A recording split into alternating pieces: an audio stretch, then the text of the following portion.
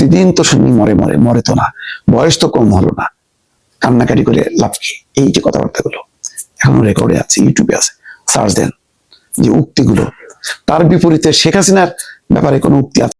আজকে সেই সকাল থেকে ভাবছি, আজ পৃথিবী ছেড়ে চলে গেল এমন একজন মানুষ যিনি রাজনীতিতে আসলে কি কি ভূমিকা রাখলেন আর রাখলেন না, সেগুলি বারবার শুধু স্মৃতি আমাকে তাড়া করছে। কারণ আমি আমার জীবনের একেবারে তরুণ বয়সে যখন এরশাদ বিরোধী আন্দোলন চলছিল, ওই সময় বেগম খালেদা জিয়াকে দেখেছি, শেখ হাসিনাকে দেখেছি। আজকে তুলনা করে কাউকে মানে ছোট করব না, খাটো করব না, করতে চাইও না। কিন্তু দেখেন আল্লাহর কি মানুষের কি ভালোবাসা, মৃত্যু পরও এমন ভালোবাসা মানুষের সবার আসলে ভাগ্যে জোটে না। বেগম খালেদা জিয়ার আজকে দলমত নির্বিশেষে ভালোবাসা। বেগম খালেদা জিয়া যেভাবে নির্যাতিত হয়েছেন, অত্যাচারিত হয়েছেন, তাকে কারাগারে ঢুকতে হয়েছে এই বাংলাদেশে মাটিতে, এবং কে ঢুকালেন? শেখ হাসিনা, তার দল আওয়ামী লীগ সরকার। কত বড় অন্যায়! এরশাদ বিরোধী আন্দোলন দুই নেত্রীর আহ্বানে সারা দেশের মানুষ সেটি পতন ঘটালো। তারপর ঘটনা প্রবাহে রাজনৈতিক তিক্ততার সংঘাতে এমন দাঁড়ালো, অন্তত লম্বা সময় পেয়েছিল শেখ হাসিনা, কিন্তু সেটা ছিল তিক্ততা আর প্রতিহিংসায় ভরপুর। তার কারণে বেগম খালেদা জিয়া কারাগারে ঢুকলেন, অসুস্থ হলেন, চিকিৎসা পেলেন না। আমার বারবার একটা কথা জানতে ইচ্ছে করে, বেগম খালেদা জিয়া যে কত রাগ, ক্ষোভ বা তিক্ততা, এটা কিন্তু কখনো ওনার মুখ দিয়ে মানে প্রকাশ পায়নি। এত বড় পরিবর্তনের পরও যখন সেই পতনের উপর দাঁড়িয়ে সব উৎসব করছে, ভাঙচুর করছে, জ্বালাও পোড়াও করছে, তখন খালেদা জিয়া শান্তির কথা বলছেন, তার পুত্র তারেক রহমানও বলছেন কোনো সহিংসতা না। এখনো পর্যন্ত দেখেন তারেক রহমান ঐক্যের কথা বলছেন, শান্তির কথা বলছেন, সমৃদ্ধির কথা বলছেন। ওই মার কাট জ্বালাও পোড়াও এই কথা কিন্তু তার মুখে নেই। একইভাবে বেগম খালেদা জিয়াও কিন্তু কোনো উচ্ছ্বাস প্রকাশ করা, কোনো এই সুযোগে কটূক্তি করা, কোনো কিছু কিন্তু করছেন না। সেজন্য আমার জানতে ইচ্ছা করে, বেগম খালেদা জিয়া কি মৃত্যুর আগে সবাইকে ক্ষমা করে গেছেন নাকি জাননি? আমরা জানি না, আমি জানি না।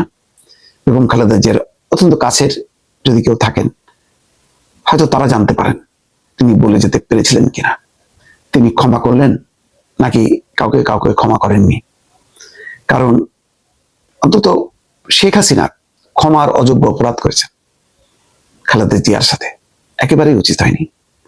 শেখ হাসিনা যখন ক্ষমতার তুঙ্গে, তখনও আওয়ামী লীগের অনেক নেতাকে আফসোস করতে জেনেছি যে দরকার ছিল না, কোনোভাবেই দরকার ছিল না এই আচরণটা। যদি সুযোগও দিতেন খালেদা জিয়াকে যে যান চিকিৎসা করে আসেন, নাও ফিরলে কি আসে যেত? তিনি তো তার এই বয়সে তিনি তার ছেলের কাছেই থাকতেন, এটাই তো।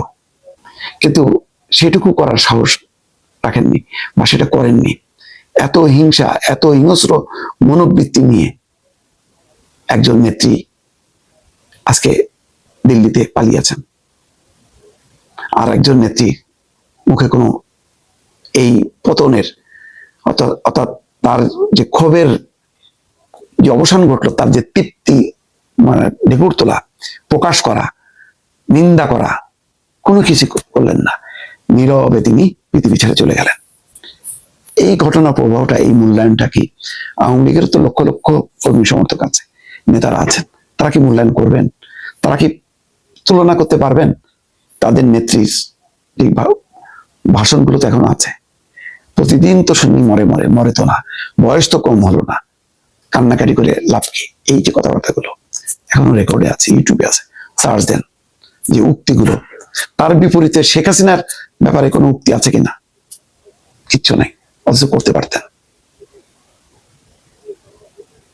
ছোট ছোট বাচ্চারা যারা দুদিন এখনো রাজনীতিতে আসেনি, তারা যেসব অশালীন অশ্রব্য ভাষা ব্যবহার করছে, খালেদা জিয়া এত বড় দলের নেত্রী এবং যার প্রধান টার্গেট ছিলেন তিনি নিজে, তাকে করা হয়েছিল।